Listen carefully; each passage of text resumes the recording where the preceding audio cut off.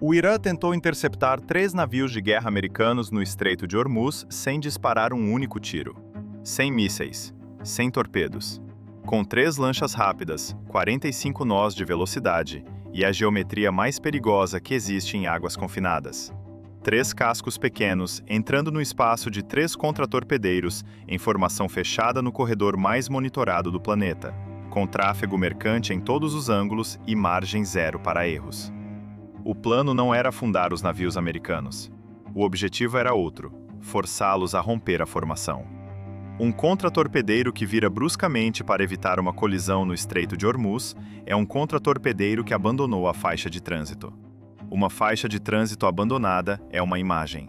Uma imagem é uma vitória sem disparar. O Irã havia tentado isso antes. Havia calculado com precisão cirúrgica ao longo de muitos anos e às 5h41 no horário local, quando o amanhecer mal cortava a água no horizonte e o tráfego de petroleiros transformava o canal num labirinto de aço flutuante, tentou novamente. Não funcionou.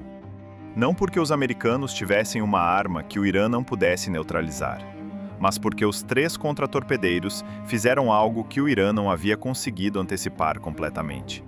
Eles não se moveram.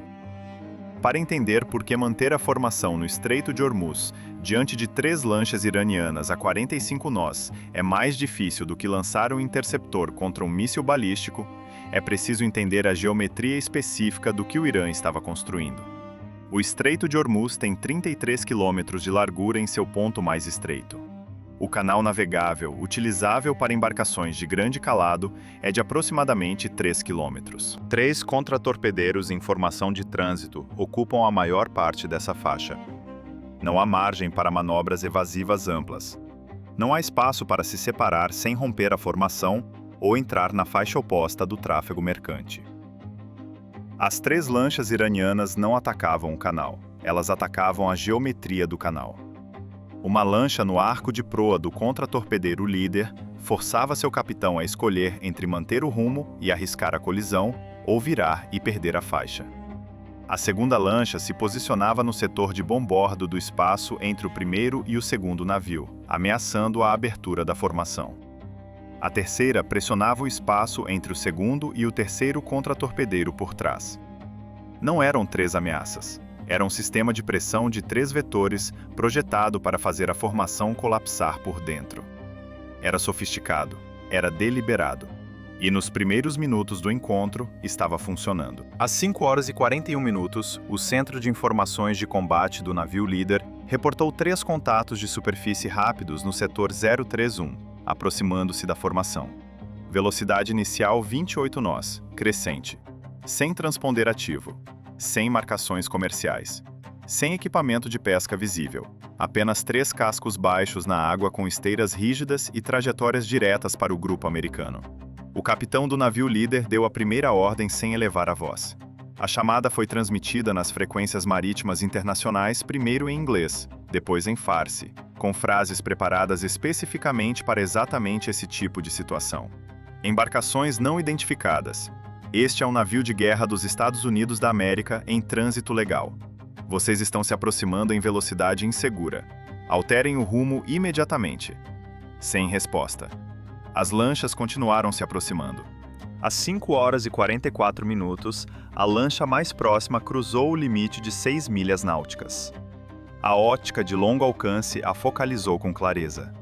Com vés aberto, tripulação com capacetes e coletes, uma arma montada na popa, outra estrutura na proa. Talvez um lançador, talvez algo habilmente construído para parecer um lançador à distância. Essa ambiguidade era parte da pressão. Todos na ponte sabiam disso.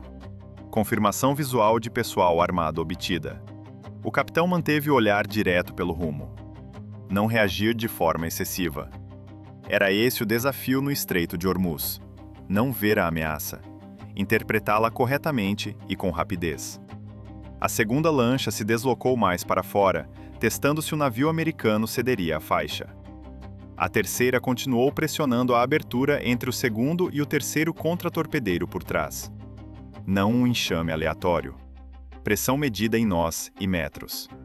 Às 5h47, o capitão deu a próxima ordem. Preparar helicóptero para decolagem. O helicóptero MH-60 Romeo Seahawk levantou do convés de popa no amanhecer pálido. Não subiu alto. Manteve-se baixo sobre o espaço de combate, a poucos metros acima da linha d'água, onde a tripulação podia ver a geometria exatamente como ela era. Hawk 1 tem contato visual com todos os alvos. Eles estão coordenados, visível do alto. O quadro era pior do que da ponte. Uma lancha avançando para o setor de proa do contratorpedeiro líder. Uma segunda comprimida pelo bordo externo do través, aguardando que o navio americano virasse. A terceira exatamente onde se temia, cortando para a junção entre o segundo e o terceiro contratorpedeiro. Hawk 1 confirma armamento instalado em pelo menos 2 embarcações.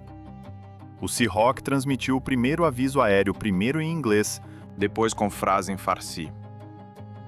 Lanchas rápidas iranianas. Este é um helicóptero da Marinha dos Estados Unidos da América. Vocês estão operando de forma insegura próximo a navios de guerra em trânsito legal. Alterem o rumo agora. Sem resposta. A lancha mais próxima aumentou a velocidade. Às 5 horas e 51 minutos, a segunda lancha iraniana cometeu o primeiro erro que mudaria o resultado do encontro. Tentando pressionar para dentro da formação enquanto também evitava a esteira de um petroleiro de movimento lento, ela entrou em água turbulenta no ângulo errado. A proa se elevou, bateu pesado e o casco inteiro caiu de lado por um segundo. O Seahawk capturou o momento com clareza do alto. Um tripulante perdeu o equilíbrio. A arma montada girou fora de posição. A lancha recuperou o rumo, mas sem elegância. Esse balanço tinha importância. Ele demonstrava algo que cada marinheiro americano já suspeitava. Os iranianos estavam indo exatamente até o limite do controle.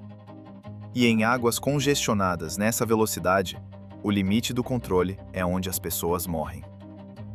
Às 5 horas e 53 minutos, a lancha mais próxima estava tão perto que movimentos individuais da tripulação podiam ser distinguidos pela ótica de aumento. O capitão deu a próxima ordem no mesmo tom plano que havia usado a manhã toda. Avisar todos os navios. O nível de proteção de força está elevado. Ninguém abre fogo a menos que eu ordene ou que a intenção hostil seja inequívoca. Os sistemas de defesa de ponto dos 3 contratorpedeiros começaram o rastreamento. Não a abertura de fogo, o rastreamento. Essa diferença era tudo. Às 5 horas e 54 minutos, a lancha líder cruzou mais um limite invisível. Contato 1 cortando da direita para a esquerda. Centro reporta. Distância de aproximação colapsando. 1.800 jardas, 17 nós. Contato ainda acelerando. Na ponte, ninguém gritou. Era exatamente isso que tornava a situação pior. O silêncio significava que a ameaça era real o suficiente para que ninguém quisesse ruído na cadeia de decisão. O oficial de quarto manteve o olhar no contato. Leme, preparar. Essa ordem ficou suspensa no ar. Não executar, preparar. Porque a primeira regra americana no momento assim era simples. Não ser aquele que rompe a formação, a menos que seja absolutamente necessário. Hawk 1 ao navio líder. Contato 1 está cortando sua proa com intensidade. Inseguro. Repito, inseguro. Possível cruzamento deliberado de proa. Às 5 horas e 55 minutos, o contratorpedeiro americano finalmente executou a menor correção possível. Não uma virada brusca, não uma evasão. Apenas leme suficiente para preservar o mínimo de segurança, mantendo a faixa de trânsito e protegendo o casco. Sutil, disciplinado. Quase invisível para quem não estivesse lendo a linha d'água ou o rumo no repetidor. Mas o fato de ter acontecido disse à ponte tudo o que precisava saber. Isso já não era acompanhamento de rotina. Era manobra nos parâmetros extremos. Contato 1 entrou no perímetro de segurança. Foi então que o Seahawk recebeu a autorização que mudou o encontro. Hawk 1, executar passagem de demonstração. O helicóptero respondeu imediatamente. O piloto desceu mais do que antes, atravessou o setor frontal da formação e ajustou o rumo para a lancha iraniana líder. O fluxo do rotor golpeou a água numa lâmina cinza plana à frente de sua proa. O helicóptero não passou diretamente por cima, não provocou. Estabeleceu controle. Da cabine, a tripulação via detalhes. Um dos membros do equipamento iraniano ergueu o olhar para o helicóptero e levou binóculos aos olhos. Outro estava atrás da arma montada, não apontando completamente, mas também não se afastando. Essa linha cinza entre as situações estava se estreitando a cada segundo. Às 5 horas e 58 minutos, chegou o primeiro sinal real de hesitação do lado iraniano. Pequeno, quase imperceptível. Mas na ponte do navio americano, Líder foi visto imediatamente. Contato 1, velocidade diminuindo. Ninguém reagiu externamente. O capitão não sorriu. O oficial de quarto não relaxou os ombros. No centro de informações de combate, ninguém pronunciou a palavra recuando, porque no Estreito de Hormuz, ninguém confia numa pausa até que ela dure o suficiente para se tornar padrão. Ainda assim, a mudança era real. A lancha iraniana Líder já não avançava no mesmo ângulo de ataque. Sua esteira havia encurtado. A proa já não cortava diretamente pela trajetória projetada do contratorpedeiro. Em vez disso, havia começado aquela deriva superficial para fora que dava à sua tripulação negação plausível enquanto dava aos navios americanos exatamente o que mais precisavam: espaço. Rock 1 confirma. Contato 1 abrindo ângulo. 2 graus. Agora 4. Contato não mantém mais geometria de interceptação direta. Era essa a frase que a ponte estava esperando. Não retirada, não rendição. Não mantém mais geometria de interceptação direta. Às 6 horas e 3 minutos, a primeira transmissão de rádio do lado iraniano finalmente chegou. Fraca e cortada nas frequências abertas de comunicação entre navios. Navio de guerra americano está próximo de área de patrulha iraniana. Ajuste o rumo a este bordo. Chegou tarde demais para importar. A resposta do navio líder americano foi imediata, calma e plana. Lanchas rápidas iranianas. Este é um navio de guerra dos Estados Unidos da América, em trânsito legal em águas internacionais. Suas manobras inseguras estão sendo registradas. Mantenham distância. Sem raiva, sem debate, sem palavras a mais. Apenas a faixa, apenas o registro, apenas o navio, seguindo exatamente para onde sempre havia sido planejado seguir. Às 6 horas e 11 minutos, a lancha iraniana Líder finalmente virou o suficiente para que não restasse nenhuma ambiguidade. Não uma deriva tática, não um fintar superficial, uma separação real. A segunda seguiu logo depois. A terceira demorou mais do que as outras, com menos dignidade das três, ainda visível no repetidor de radar, mas reduzida ao que deveria ter sido desde o início, uma observadora com motor. Às 6 horas e 14 minutos, o Seahawk recebeu instrução de retorno e pousou no convés de popa do navio que fechava a formação. Os 3 contratorpedeiros americanos continuaram o trânsito para o norte. Suas esteiras, longas e limpas, se estendiam atrás deles.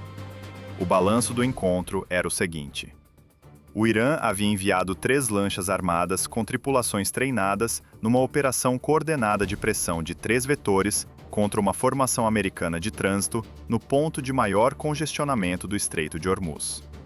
Havia forçado uma correção de leme no navio líder. Havia levado a situação 2 vezes em 20 minutos à beira do contato ativo. E havia fracassado em tudo o que importava. A formação americana jamais se fragmentou. Nenhum contratorpedeiro abandonou a faixa de trânsito. Nenhum disparo foi efetuado por nenhum dos 2 lados. O trânsito continuou exatamente como havia sido planejado. Sem um único míssil lançado, o Irã perdeu o estreito naquela manhã.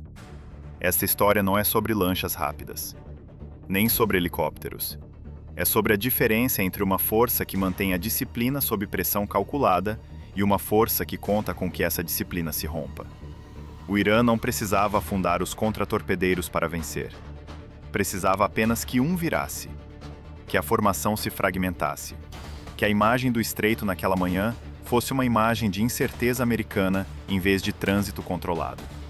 Não aconteceu, porque os 3 contratorpedeiros fizeram a coisa mais difícil que existe num estreito repleto de lanchas a 45 nós. Eles não fizeram nada.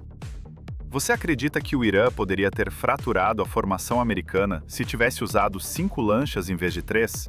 adicionando volume suficiente para tornar a manutenção da formação fisicamente impossível sem risco de colisão? Ou a disciplina americana teria resistido da mesma forma? Deixe sua análise nos comentários.